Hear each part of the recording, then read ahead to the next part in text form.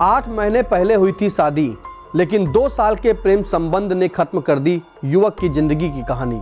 जी हां, हम बात कर रहे हैं ऐसे प्रेम संबंध की जहां हर दिन कोई ना कोई घटना ऐसी सुनने को जरूर मिलती है जहां अवैध संबंधों के चलते रिश्ते शर्मसार हो रहे हैं। मर्यादा और भरोसे दोनों को तार तार कर दिया गया है। इस कत्ल की साजिश खुद पत्नी ने अपने प्रेमी के साथ मिलकर रची थी।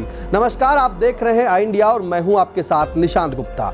बता दें कि 14 जनवरी 2026 को मकर संक्रांति पर अपनी पत्नी के साथ ससुराल आए युवक को क्या पता था कि यह खिचड़ी उसकी जिंदगी में आखिरी होगी, जहां पत्नी ही उसकी कातिल बन जाएगी, अपने प्रेमी के साथ उसकी हत्या करा देगी। हाँ, आप जो सुन रहे हैं वो सीतापुर के प्रेमी जोड़े की हकीकत है, जिसमें पत्नी ने पहले प्रेमी के साथ मिलकर पति की हत्या की और पुलिस को सड़क हादसे की सूचना दी। लेकिन कहते हैं ना कि कानून के हाथ लंबे होते हैं, और इस घटना में भी ऐसा ही हुआ, जहां पुलिस को यह हादसे की थ्योरी समझ न आई और ऐसा खुलासा किया कि परत दर परत सब सामने आ गया और 2 साल का प्रेम संबंध निकल आया। जानकारी के अनुसार लखनऊ के रहने वाले राजू पुत्र राम अवतार, जो लखनऊ का रहने वाला था, उसकी शादी 8 माह पहले 15 अप्रैल 2025 को थाना मानपुर के ग्राम बलदेव नगर की पप्पी देवी से हुआ था। राजू 14 जनवरी को अपनी पत्नी पप्पी के साथ खिचड़ी पर अपनी ससुराल आया था और 15 जनवरी को रात में कमलापुर थाना क्षेत्र के अंतर्गत कुंवरपुर के पास युवक राजू की लाश मिली थी। पत्नी ने इसे सड़क हादसा करार देते हुए पुलिस को गुमराह करने का प्रयास किया, लेकिन पोस्टमार्टम रिपोर्ट और घटनास्थल से मिले साक्ष्यों के आधार पर पुलिस का शक पत्नी पर गहरा गया। पुलिस ने घटना का खुलासा करते हुए जो तथ्य सामने रखे वह शादी के पवित्र बंधन को तार तार करने वाले थे। पत्नी ने अपने कबूलनामे में बताया कि शादी से 2 साल पहले से मोहम्मद तफजील उर्फ मीनू चौधरी निवासी ग्राम अंबरपुर थाना मानपुर से उसका प्रेम संबंध था। शादी के बाद इस प्रेम संबंध को बनाए रखने के लिए कई बार महीनों तक पत्नी पप्पी अपने मायके में रुककर प्रेमी के साथ मिलती जुलती रहती थी और इसी के चलते ही पति से उसका विवाद भी होता रहता था। अब पहले आपको सुना देते हैं कि जो मृतक का भाई है राहुल, जो राजू के शव का पोस्टमार्टम कराने सीतापुर के पोस्टमार्टम हाउस आया था, पहले उसको सुन लेते हैं कि उसने क्या बताया, उसने कौन सी हकीकत बताई। क्योंकि जब वो शव लाया था तो उसने ही पहले गंभीर आरोप लगाए थे और इसने सड़क हादसा नहीं बल्कि इसे हत्या का रूप दिया था और बताया था कि उसकी भाभी इसमें कहीं ना कहीं संलिप्त है और पूरी घटना को जो बताना था वो उस भाई ने बता दिया। पहले वो सुन लेते हैं। ये हमारे राजू भाई हैं। 14 तारीख को घर से वही 11:30-12 बजे निकले ससुराल जाने के लिए, खिचड़ी का त्यौहार मनाने के लिए। फिर उसके बाद ये घर वहाँ पहुँच गए शाम को वही 5-6 बजे।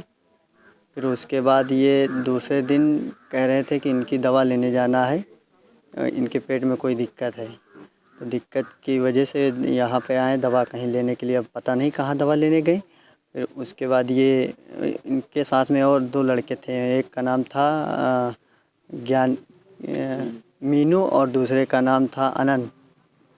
ये 2 लोग साथ में थे और मेरा भाई साथ में था इनके। वहाँ हॉस्पिटल में गए, इनका वो एक्सरे हुआ। एक्सरे होने के बाद ये कह रहे हैं कि ये दारू पीने चले गए, पर वो दारू पीता नहीं था, किसी संगत में ऐसे वैसे नहीं था, दारू नहीं पीता था, बहुत कम ही पीता था, कभी कभार बाकी शादी पार्टी में।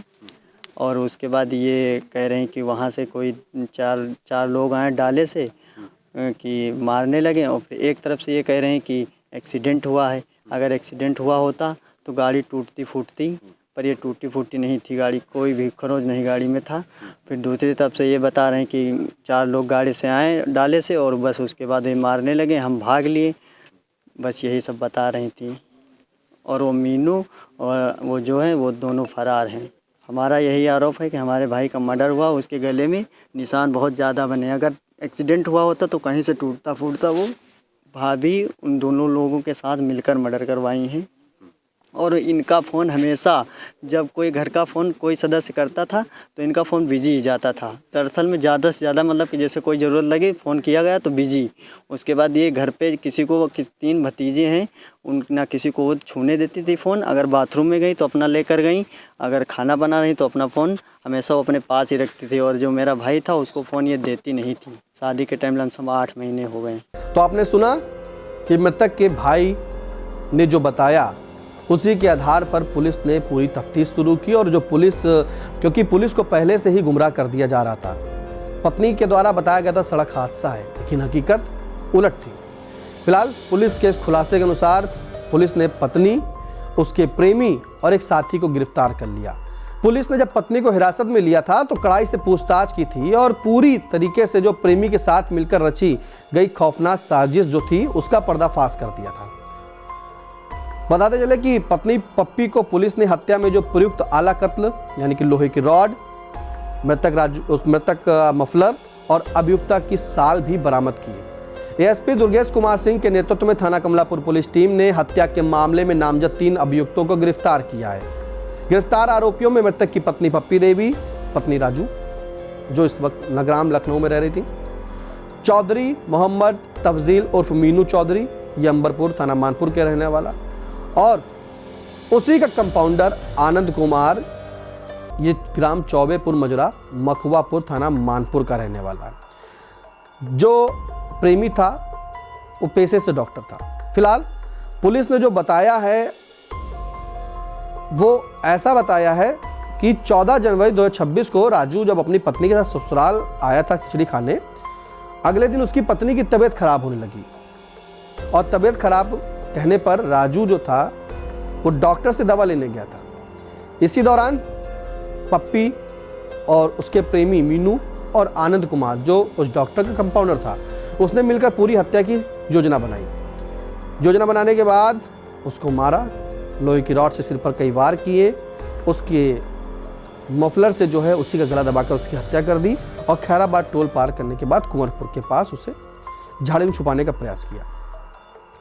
ये घटना बताती है कि आखिरकार रिश्ते कहां शर्मसार हो रहे हैं। पहले हम सुना देते हैं सीओ सिधौली कपूर कुमार को। दिनांक 14/1/2026 को थाना कमलापुर पुलिस को सीतापुर लखनऊ हाईवे पर एक बॉडी की सूचना मिली जिसकी पहचान राजू सन ऑफ राम अवतार निवासी करौरा जनपद लखनऊ के रूप में हुई। मृतक के भाई के द्वारा दी गई तहरीर के आधार पर सुसंगत धाराओं में मुकदमा पंजीकृत किया गया। जांच में यह पाया गया कि मृतक राजू की शादी लगभग 8 माह पूर्व पप्पी देवी शनौक आशाराम निवासी बलदेव नगर थाना मानपुर जनपद सीतापुर के साथ में हुई थी। पप्पी देवी का संबंध लगभग 2-3 वर्ष से अपने पास ही के गांव के मीनू चौधरी शनौक मोहम्मद रईस निवासी अंबरपुर थाना मानपुर के साथ में चल रहा था। इस कारण दोनों पति पत्नी में काफी विवाद रहता था। 14 जनवरी को मृतक राजू अपने ससुराल खिचड़ी खाने के लिए आया हुआ था। उसी समय योजनाबद्ध तरीके से पप्पी देवी ने अपनी बीमारी का हवाला देते हुए मृतक राजू को खैराबाद इलाज के लिए जाने के लिए कहा, जहां पूर्व में ही उसने अपने पूर्व में परिचित प्रेमी मीनू चौधरी को पहले से ही बुला रखा था। मीनू चौधरी के साथ में आनंद कुमार सनौक देसराज निवासी चौबेपुर थाना मानपुर जो कि उसके साथ में रहता था वह भी था। इन तीनों के द्वारा पहले पप्पी देवी के इलाज के बहाने खैराबाद में उससे बातचीत की गई और बातचीत के बाद में सीतापुर लखनऊ हाईवे पर टोल क्रॉस करने के बाद में कुंवरपुर के पास उसके सर पर रॉड से हमला किया। इसके बाद में उसका उसी के मुखलर से गला घोट के उसकी हत्या कर दी। इन तीनों को माननीय न्यायालय के समक्ष प्रस्तुत करके जेल भेजा जा रहा है। अग्रिम विधिक कार्रवाई की जा रही है। तो आपने सुना कि सीओ सिधौली कपूर कुमार के द्वारा क्या जानकारी दी गई। फिलहाल ये पूरी जो घटना है वो रिश्तों को शर्मसार कर देने वाली है, जहां पर शादी के महज 8 माह भी बीते थे और उस पत्नी ने अपने प्रेमी और एक अन्य साथी के साथ मिलकर अपने पति को मौत के घाट उतार दिया। जो जानकारी मिली कि उसका पति इस शादी से खुश था, लेकिन बीच में कहीं ना कहीं जो फ़ोन था उसकी पत्नी का वो कई बार बिजी जाता रहता था।